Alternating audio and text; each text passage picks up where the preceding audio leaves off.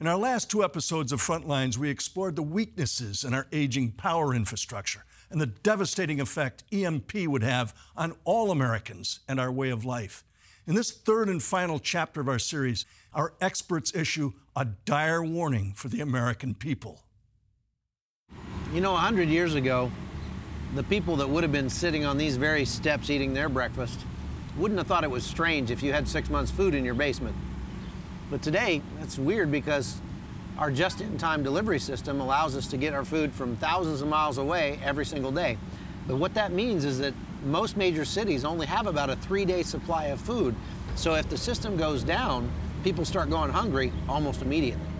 According to the National EMP Commission review, it has two estimates of the number of people who would die from lack of food, lack of water, lack of medicine, lack of everything you have that depends on electricity directly or indirectly.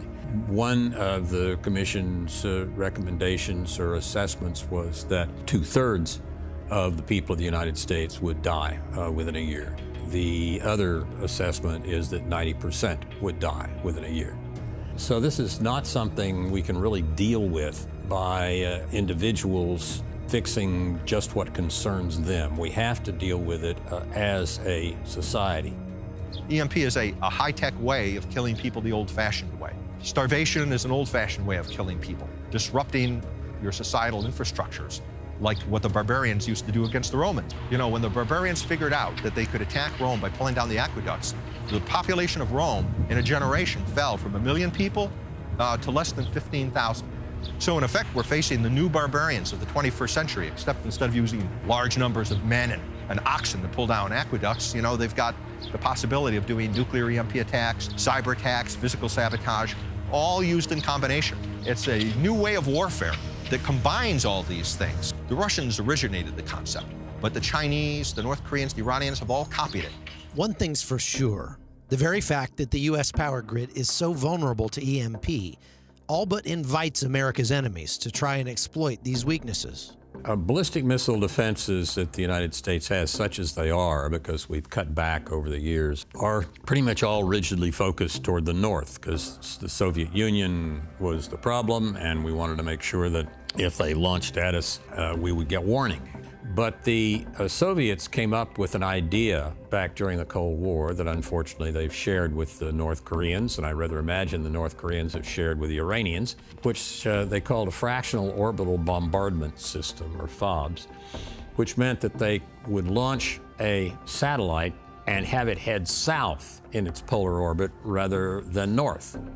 So if it starts out heading south and then comes at the United States after it's gone around the Earth and is coming up from the southern hemisphere, there aren't any radars or sensors or anything facing that direction that could pick it up.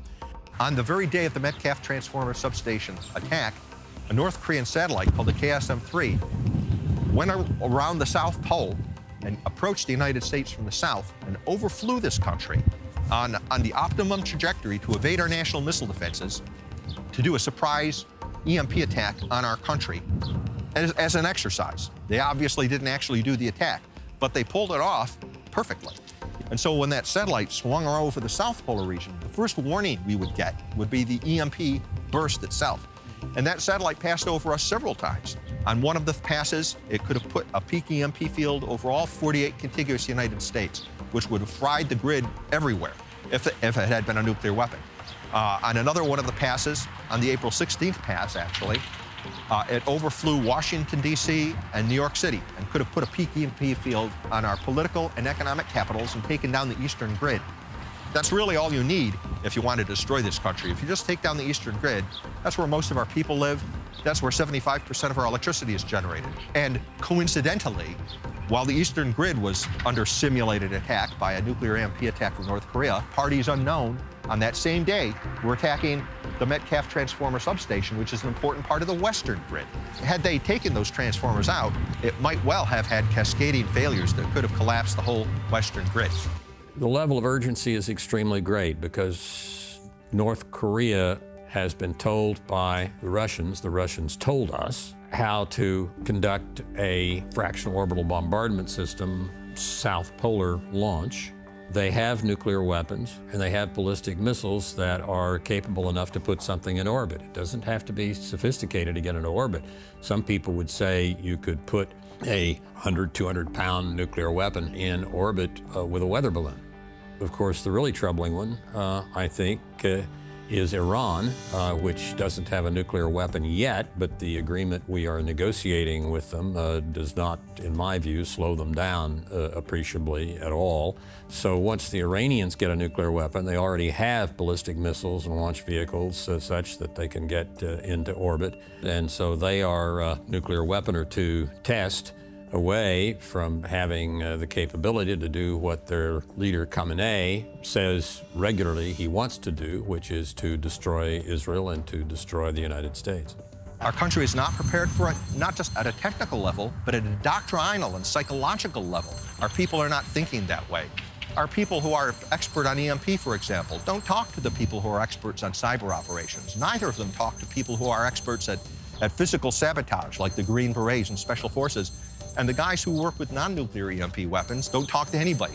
You know, they're all in their little stovepipes. It's a failure of strategic imagination, potentially catastrophic failure of strategic imagination, comparable to what we did before World War II.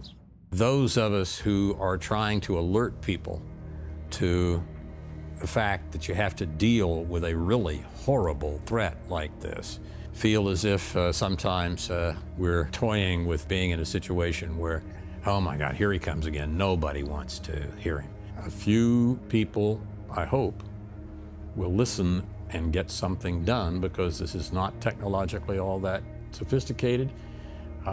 We know with various types of surge protectors and other devices how to at least do the basics on some of the big transformers, so we could at least have something we could rebuild from.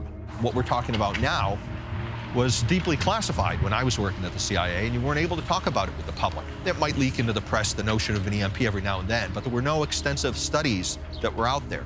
And it wasn't until the EMP Commission declassified its reports for the public, because we realized that it wasn't enough to tell the military and the intelligence community. We had to educate the people and the civilian critical infrastructures, the electric power industry, communications.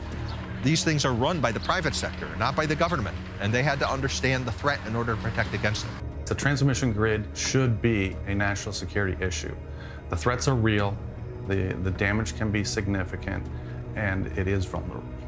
We need to regard all of our electronic warfare vulnerabilities as something that we have to deal with, and deal with quickly. It is not a matter just for troops on the battlefield. And it's not a matter that just affects us abroad. It is a vulnerability of you and your next door neighbor. America's power infrastructure is sorely unprotected. As you've seen, there are experts doing all they can to spur Congress to harden the grid and prevent anarchy. Remember, the First Amendment to our Constitution gives you the right to demand action, and the Second Amendment gives you the right to protect your family. I'm Oliver North for Frontlines on the Life of Duty Network.